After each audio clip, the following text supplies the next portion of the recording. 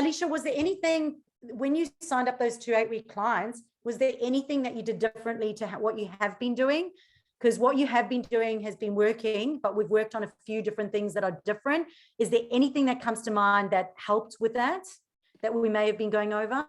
I think to me, like, it's just knowing that working with you has really helped me solidify myself, or like help me solidify within myself that I'm actually like a qualified practitioner, and really just going like, this is exactly what's up, and this is the system that they're going to follow and funnel through, I should say. So, they're getting me their forms. I'm working with a psychologist, like, to help with, the client knowing what I can and can't do with her. So it's almost like just restoring faith a little bit, and like that actually, yeah, I can do it, even though I've been doing it for years. So this system, it feels like it's just backing me up like quite a lot. And those templates that we've like written up to send in emails, they feel really succinct, to the point, and it's really clear. So I like to talk a lot. So if things were getting lost, so you've helped me to sort of like cut that back a little bit, in a good way.